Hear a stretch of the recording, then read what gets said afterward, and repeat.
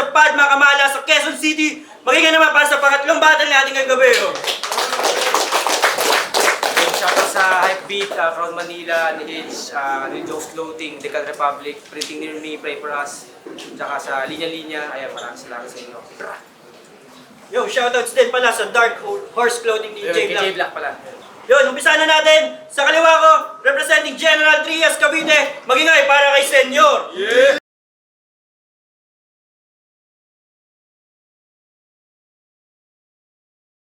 Shoutout kay Dadihan, Mamihan, Shantihan, kay Rizal, Atihan, tsaka Ube Halea. Yun. Ito galing pang Oriental, Mindoro, para sa inyo. Magingay para kay Kapitalistang Eli. Putang ina ni Bongbong at Sara at yung buong pamilya nilang dalawa.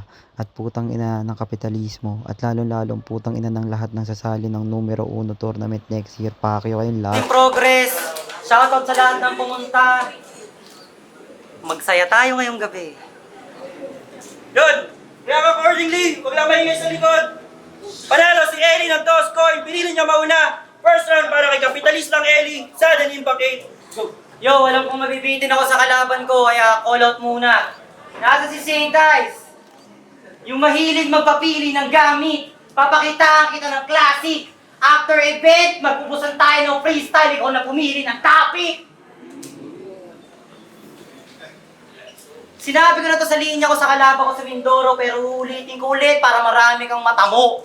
Pinapasabi nga pala ni Reniel, ni Pitrum, at lahat ng pumunta na, putangin na mo! Nakita niyo yung sabi sa description ng rap lines? Mandaan na kayong mamangha at papatawa. Uy! Hindi mo pa ba nakita yung kalalabasan? Kinuha ko para magpamangha at magpatawa, tas ikaw yung pagtatawanan. Paano di ka pagtatawanan? Eh meron kang watermelon na tiyan. Tapos pag tinignan nyo yung laman ng ulo, butong pakwan. Ano sa'yo lahat yan? Ha? Ano? Sa'yo lahat yan? Oo! Di kailangan magkainitan. Normal lang talagang pumapalagang baboy pag ginigilitan. Ano sa'yo lahat yan? Ha? Ano sa'yo lahat yan? Sa'yo lahat yan? Pwes, ito ihaw baboy. Kain lahat. Huwag mahiyang pumasok. Pero hindi pa man nauubos tong lechon eh may papuputukin na ako na bato. Sa gagawin ko sa'yo, masustansya naman.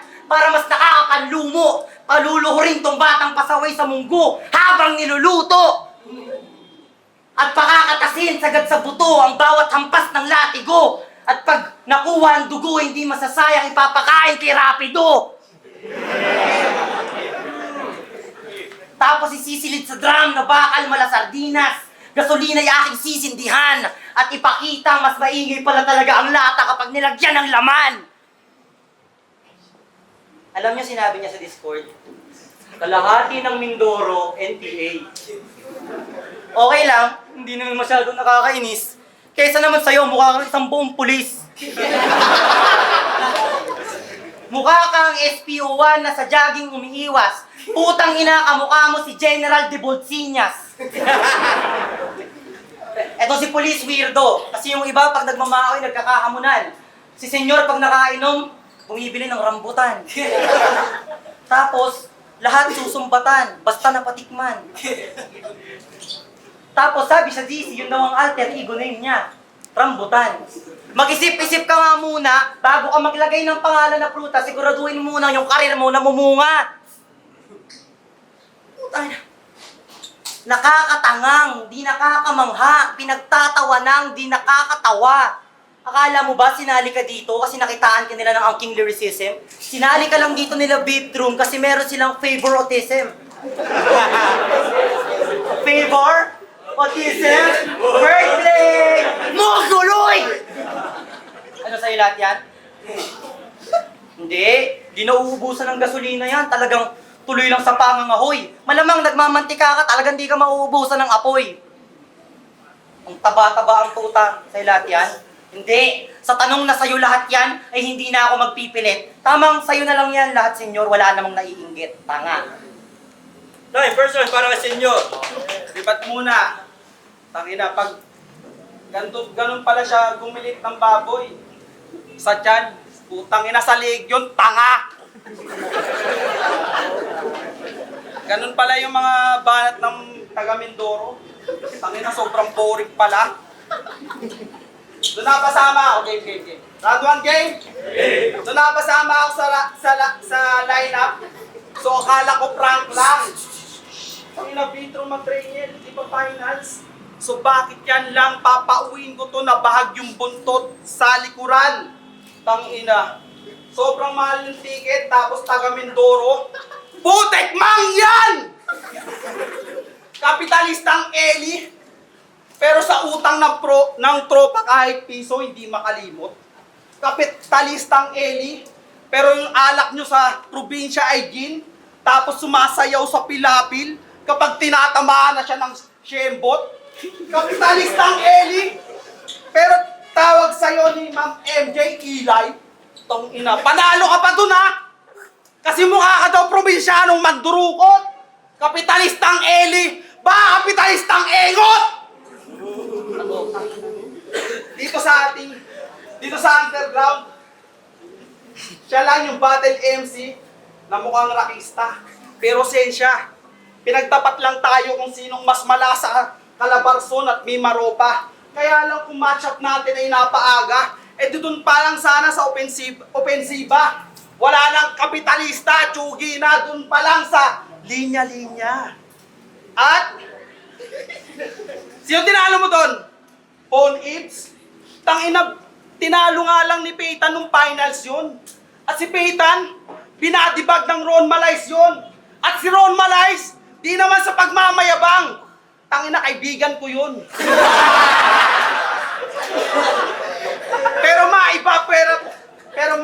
Maiba pera biro kontra daluyong. Si Reniel palihim na naiinis sa kanya. Sobrang haba daw kasi ng pangalan mo. Ano yan? Long right na, long hair na, tapos long name pa. Sheesh! Tangina mo, pauso ka, pwede namang Eli o Elijah na lang. Yung talagang editor ng poster, pinapahirapan pa talaga. Sa utak ko, ikay basura, sa utak mo ako yung krisis. Parang kondisyon ng tatay mo kahit walang sakit. Gusto mong ipadialysis. Laging puyat kakaisip. Lahat na yata na i-promise. O sige, mag-wish ka na mag-choke ako ngayon. Parang hexmagus lang ng semis. At, parang hexmagus lang ng semis.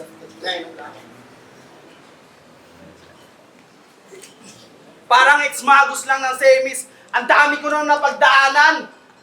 Lumampas nga ako sa mga kalaban ko na puro na lang asaran at kulam. Kami na nga lang ni Sisig yung natira sa batch pa ng pagsalang. At kung kapitalista tong nakaharang, tumabi ka sa aking daraanan. Matagal na tong subok, ikaw, susubukin ka pa lamang. Kaya tigasan mo loob mo.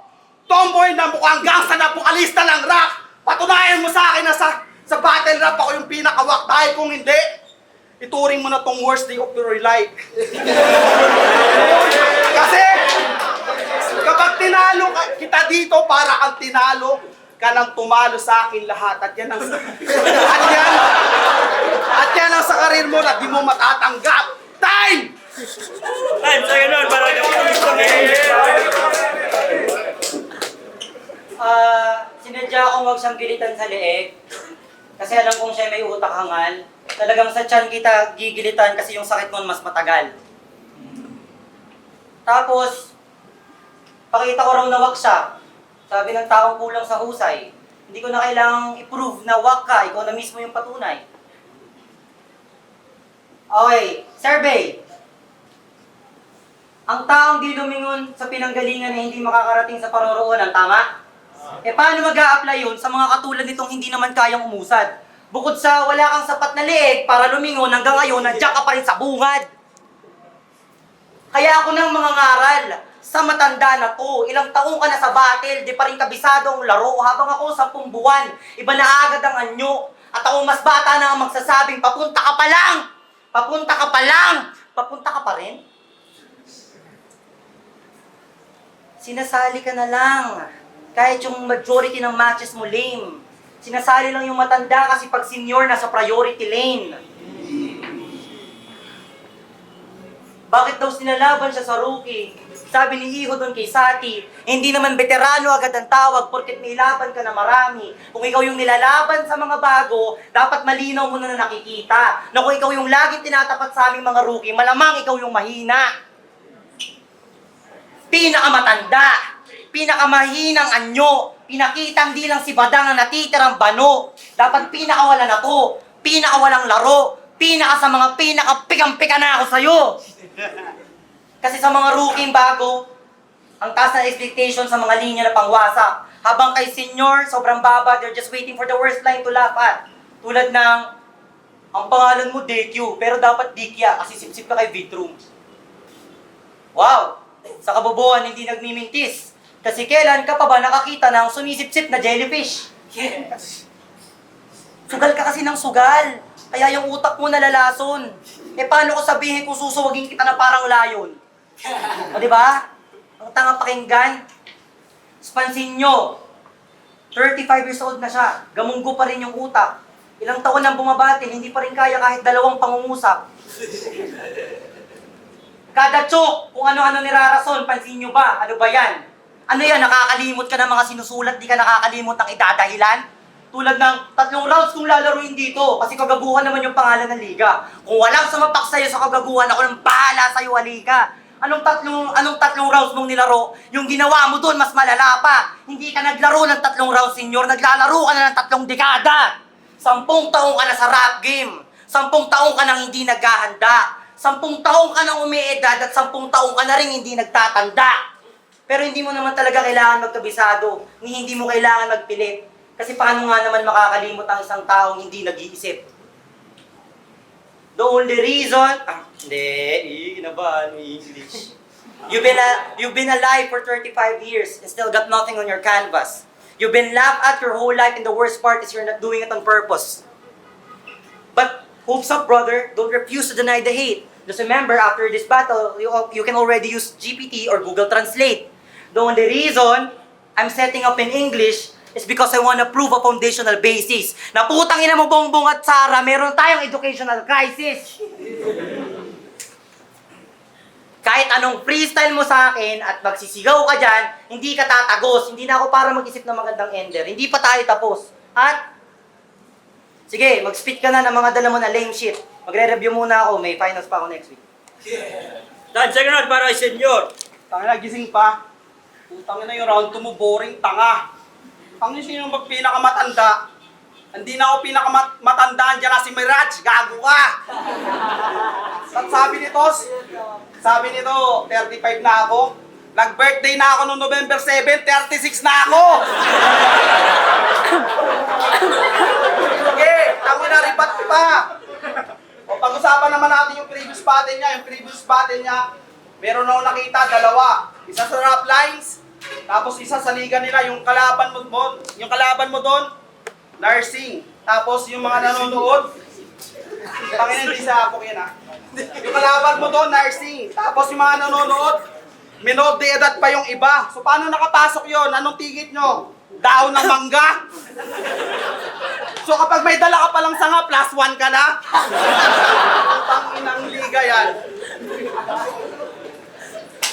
Kompleto sa materials, bars, multi, wordplay, tangina, jokes, tapos may tarpaulin pa na dala. So paano di ka mananalo doon? Kalahati ng audience, kamag-anak pala niya. Tapos may intro song pa may intro song pa to na kami lang dati sa event, ngayon dami nang nagsidatingan. Os talaga ba? Tangina yung liga nyo 2 years na. Last upload, 8 months ago pa. Kaya pala, yung pangalan ng liga nila, ambahan kasi di nila alam kung itutuloy pa nila. Tangina, tigil nyo na yan. Last battle nito, siya yung panalo. Ikaw yung panalo kasi ikaw yung pinakamabaho. Mali. Ikaw yung pinakamalayo. Pero bibigyan kita ng magandang duelo. Kasi alam ko naman, sa ibang battle MC, humihingi ka ng mga info. Naturingang ismoso tong takot sa barbero. Kasi kapag mataba daw, ang hirap sulatan. Sabi nitong Bano, Tangina, ang hirap sulatan. Ano pinagsasabi mo? Di ka lang talaga pasok sa aming sirkulo. Bakit? Anong feeling mo sa aming ayaw mag-diet? Di lang naman ako mataba ah. Pag sinasabi mo mataba, round 1 niya mataba, round 2 niya mataba. Si Raniel mataba, si Blipson mataba. Ano tingin mo sa amin ayaw mag-diet, praning? Parang mas maluluwag pa nga yung tornilyo nitong takot sa gunting. Panginoon, pagupit ka na. Ayos ka.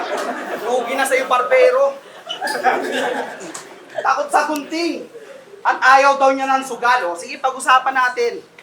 Ayaw daw niya ng sugal. Sabi nitong hangal-hangalan. Ay, yung pagpunta mo dito, may mga pwedeng mangyari. Instances na di mo inaasahan.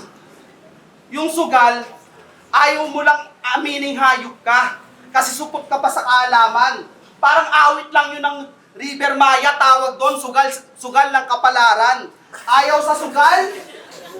Ayaw sa sugal? Pero kapag kalaro mangyan sa basketball, gusto lagi pustahan. Supot pa, paborito nitong salita na puro na lang kakupalan. Hey, tangina, di na gets nitong sumakay ng Roro. Kasi matagal, kanina ko pa kayo pinaglalaruan. Kanina ko pa kayo pinaglalaruan. Doon pa lang sa pagsakay mo ng barko, doon pa lang sa pagsakay mo ng barko, nilaro na kita ng di mo namamalayan. Bakit? Sa tingin mo mananalo ka sa akin? Oh, siyempre ako rin, di ko rin alam. Pero ako, nag-jogging ako para sa hindi ka pusin. Kasi ang lupit ng mga salita nito. Sampalin, suntukin, kalat ka rin, nagigilitan. Tangina, tapos di naman pala niya kayang gawin. Titingnan ka pa niya sa mata. Tangina, akala mo naman sobrang angas talaga. Ginagawa lang yun ng mga battle MC ng mga tanga. Walang tiwala sa sulat nila, o hikap pa. Kunwari, hindi siya nasasaktan. Pero deep inside, iyak na yan. O sige, time mo na, kapitalistang engot. Kasi next round, tutuluyan na kita. Time! Ay, nasaan? Marami kapitalista Eli. Pansin nyo, ilang beses kong binanggit kanina yung 35 years old na siya. Kasi alam ko magre-rebat tong loko. Tinanggi niya yung pagiging 35 pero di niya tinanggi yung pagiging bobo. Nagbanggit pa ng Blitzen, Raniel, sarili niya. Aba putang ina, sa lahat ng binanggit mong mataba, ikaw lang yung tanga.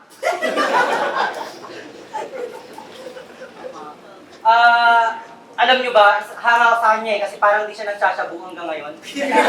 Pero mukha pa rin siyang mananapak ng asawa kahit hindi nakainom. Tapos kung sang-sang event mo siya makikita, pakalat-kalat, nakala mo man chicks, pakalat-kalat.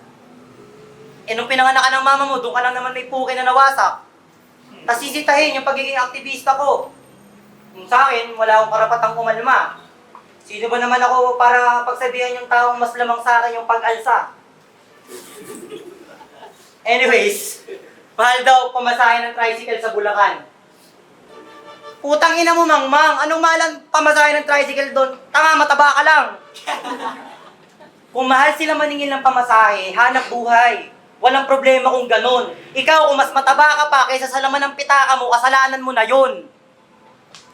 At alam mo, ang pinakamasakit sa pagiging magulang na nag-aabang, ayun ay meron kang lumaking anak na hindi ka kayang ipagyabang. Kasi anong sasabihin ng anak mo? Yung daddy ko, panay sugal, panay inom, tapos yung ugali garapal. Buti pa yung anak ng tricycle driver, may tatay na nagtatrabaho ng marangal. Ano ba ginagawa ng papa mo? Ano pa bang ibang trabaho? Rap partner sa kung saan-saan, tapos hindi siya nananalo. Habang ikaw, nagkakalat ka dito per event, tapos wala ka lang pake, yung anak mo nasa bahay, may tatay na mataba, tapos hindi maipagmalaki. Kahit anong panalo mo sa sugal, senyor, hindi man lang yan naaabot sa kalahati ng pakiramdam na na masabihan ka ng anak mo ng I'm so proud of you, daddy. At kawawa rin yung asawa mo. Merong sitwasyong malubat na kakadire. Kasi meron siyang anak na lalaking insecure tapos asawang nakaipit sa taba yung titi. Mula sa pagiging rambutan, feeling may alam sa jellyfish, late na MC, alam na agad literal na hindi ka lang naman bobong rapper, bobo ka lang in general. Pero hindi kita pwedeng patigilan sa pagiging bobo dahil magdudulot yun ng pagkaligaw. Kasi kung pipigilan kitang maging tanga, malamang pinigilan na rin kitang maging ikaw. Pwedeng hindi mo rin kasalanan kung yung sistema hindi ka nabigyan ng tamang punto. Pero kasalanan mo na ako sa labas ng eskwela, hindi mo pa rin kaya na matuto.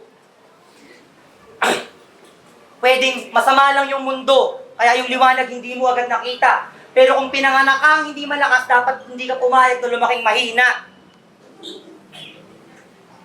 Pero alam kong sawang-sawa ka nang marinig yung blames. Alam kong sa paninisi ay nakakasawa. Sisihin na lang natin yung magulang mong pinalaki ka ng pinalaki, tas hindi ka napalaki ng tama. At para sa huling banat, malamang ay alam mo na to, na kung babalik lang tayo sa kung sinong dapat sisihin, ay babalik lang tayo sa putang ina mo! Last round para kay Senyor. Country game. Putang ina yung huling punchline, putang ina mo. Putang ina mo rin! Ang ina, bawi agad, tangina. Tuloy ko ba? Round 3 game, round 3. Pag-usapan naman natin. O, sige, last. Huling ikot na. Manood ka kung paano ka laruin na isang player. Kasi, manood ka kung paano ka laruin na isang tunay na player. Kasi wawasakin ko tong walang trabahong kapitalistang engot ng isang minimum wager. Kasi, o game, round 3. Round 3, personalan. Practice game. Kasi galing siya ng Mindoro, pero bibigyan ko kayo ng konting clips. O sige, galing ka ng Mindoro. Kung proud ka sa pinanggalingan mo, bakit di ka nagdala ng kahit konting banana chips? Kahit konting banana chips. Tapos sobrang late na sila sa uso. Sobrang layo kasi sa Kabiasnan. Kung dito, may Looney, Glock 9, Logi na. Sa kanila, sumisikat pa lang yung mga salbakuta. Kaya, wag mo na itanggi, gago. Kakarating ko lang doon. Nagmain na pa ko sa'yo. Sound trip yun ng tito ng Mamindoro, putang ina niyan. O sige. Tapos yung mga tita pa nila, pag nalalasing, yung paboritong kanta, Why? Tapos taong ni Carla. At dito kung yung Batang Rebelde, isa lang tapos nasa Cavite pa, yung mga rebelde sa kanila halos kapitbahay lang nila. Kaya Bitrum, alam ko isa kang malupit na So pwede bang layon mo tong hayop na to? Kasi magbigay pa ng pangit na impluwensya. At uso pa sa kanila yung daw-daw, yung tipong papapakainin ka, tapos sasakit yung tiyan nyo bigla. May nagtimbre sa akin nun. May nagtimbre sa akin nun, tangina, hindi siya hindi siya makatanggi, tangina, anong feeling na ginigisa kita dito, tangina, daw-daw. Pag kumain ka na, sasakit yung tiyan nyo bigla. Tapos, kaya guys, alam nyo na, kapag nag-food trip to, tapos siya magluluto, kung mahal nyo buhay nyo, huwag kayong sasama. Tapos yung mga buaya doon, tangina, literal talaga. Kung dito yung buaya, nasa kalsada, minsan, napapanood yung Senado, nakabarong Tagalog pa yung buaya sa kanila, literal. Kaya pag maliligo kayo ng ilog, huwag kayong tatanga-tanga. Kahit ganito kayo kalaki, lulunukin kayo bigla. At ang sikat lang naman na lugar sa inyo, Calapan, tsaka Puerto Galera. Panis yung lugar mo na Victoria. O anong sikat na lugar sa inyo? Wala naman, di ba? Panis yung lugar mo na Victoria. Kaya lang mag-ingat kayo sa mga nightlife. Kasi kalahati ng mga lalaki doon, mga bakla. Baka yung pa nga yung dahilan kung bakit long hair siya. O tangina, natatawa ka? Natatawa ka sa sarili mo? Ako lang makakabanggit doon.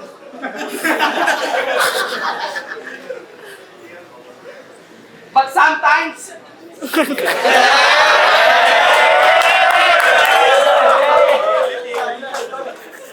But sometimes, to be battle in this...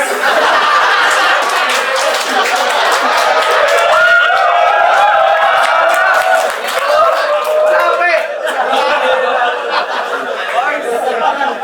The battle rap is my game. But remember, Senyor is my name.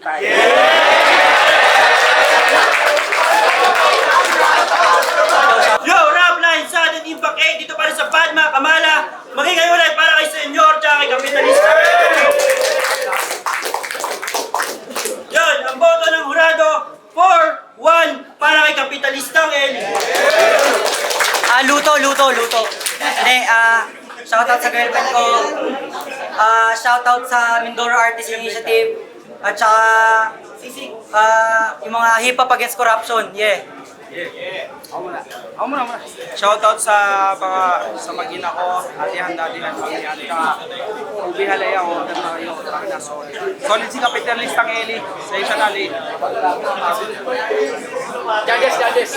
Spiral, ako lang yung bumoto kay Senyor. Tangina, kasi tropa ko siya.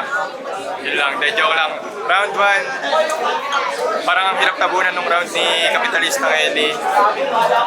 Tapos bumanat si Senyor, medyo nasabayan naman niya kaso puro starter yung round 1 ni Senyor. So pwedeng, kung wala siguro starter pa kay Senyor yung round 1. Tapos ayun, kay Eli ko binigay yung round 1. Tapos sa round 2, ganda yung pasok ng rebat ni Senyor. Tapos nagtuloy-tuloy din sa round 2 ni Eli. Parang yun yung pinaka, medyo kulang sa punches siguro. Sa round 3 naman, na rebat din ni Eli yung mga renebat ni Senyor. Tapos, ayun, si Senyor tuloy-tuloy yung punches niya nung round 3. Tapos si Eli nung bandang dulo niya na medyo nanghina na siya. Or, ayun, sinabi niya rin kanina na tinatamad daw siya na narinig ko din. Pero ayun, Senyor yung boto ko.